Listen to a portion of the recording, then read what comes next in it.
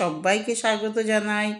বন্ধুরা দেখো, আজ আমি করে দেখাবো একটা পাকা আম দিয়ে ভাপা দই। এই পাকা আম দিয়ে ভাপা দই কিভাবে করছি সেটাই তোমাদেরকে আজকে দেখাবো।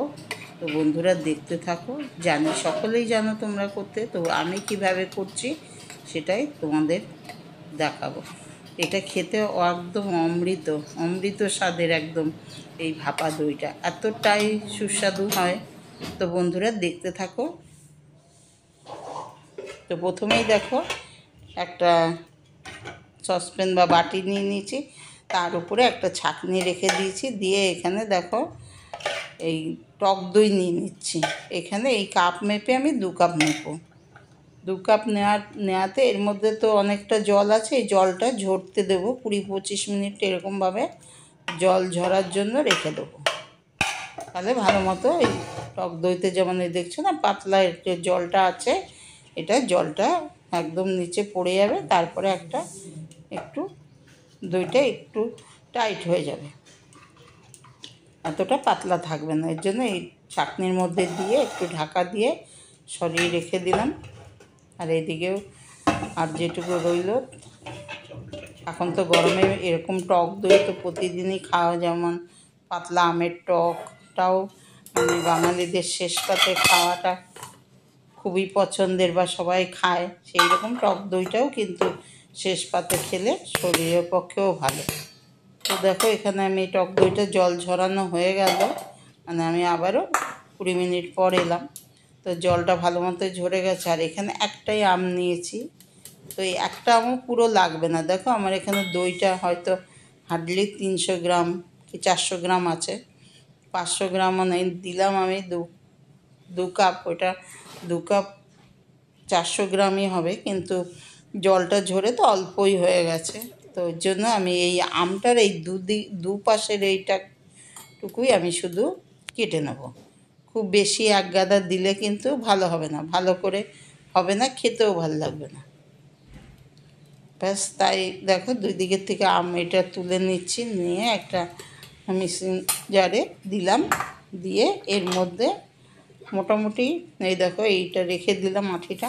আর এখানে চিনি নিয়েছিলাম আমি 100 গ্রাম, পুরোটা দিলাম না, ধরো 80 গ্রাম মতো চিনি দিলাম।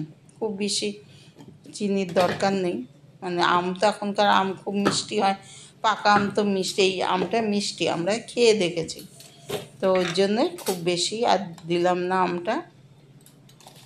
তো এখানে দেখো 2 চামচ গুঁড়ো দুধ দিয়ে দিলাম এই মানে দইটার মধ্যে। গুঁড়ো দুধ দিয়ে এবার দইটাকে ভালো করে ফাটিয়ে নেবো, যাতে এমনভাবে ফাটাতে হবে যাতে কোনো দানা দানা না থাকে, একদম মিহি ব্যাটারের মতো একটা ফাটানো হয়। তো এটা দিয়ে খুব সুন্দর 2-3 মিনিট ধরে আমাকে এইভাবে করে দইটাকে ফাটিয়ে নিতে হবে। এই দেখো একদম মিহি টেক্সচারে এসে গেছে একদম, এই দেখো বন্ধুরা। তো এইবার আমি এর মধ্যে যে আমটা আমি মিক্সিং জারে পেস্ট করে রেখেছিলাম, আম আর চিনিটা, এবার ওই আম আর চিনিটাও এর মধ্যে দিয়ে দিলাম।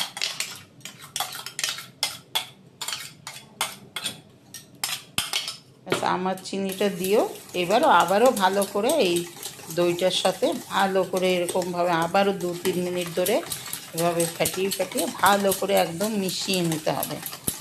আম, দই, চিনি তো গলেই গেছে, ধরো এর মধ্যে একদম ভালো করে এবার মিশিয়ে নিতে হবে।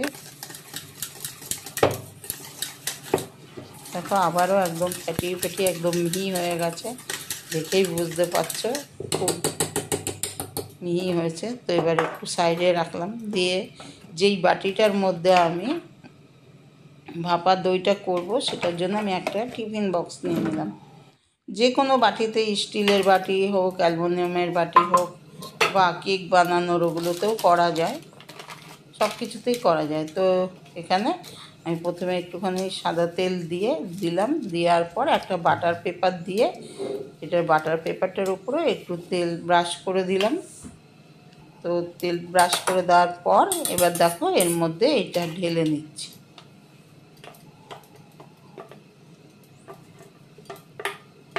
দই আমের মিশ্রণটা এর মধ্যে টিফিন বক্সে ঢেলে দিলাম। দিয়ে একটু ট্যাপ করে নিচ্ছি যাতে কোনো দিকে ফাঁকা না থাকে। এই জন্য এইভাবে একটু চাপ দিয়ে দিয়ে বাটিটাকে ট্যাপ করে নিলাম। আর ওইদিকে আমি গ্যাসের ওপর একটা কড়াইতে জল গরম বসিয়ে দিয়েছি।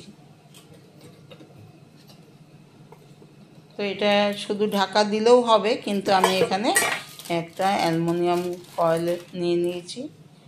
এটার উপরে, এটা খুব ছোট হবে না, ওই জন্য আমি এটা দুটো দিয়ে এর উপরে টিফিন বক্সের ঢাকনাটা দিয়ে একটু ঢেকে দিলাম। দিয়ে এবার দেখো, এই দেখো গরম জল বসিয়ে রেখেছি, তার মধ্যে একটা স্ট্যান্ড দিয়ে রেখেছি। তো এর মধ্যে এবার বসিয়ে দিলাম, দিয়ে ঢাকা দিয়ে মোটামুটি 15 মিনিট করলেই হয়ে যাবে। 15 মিনিট পর আবার ঘুরে আসবো।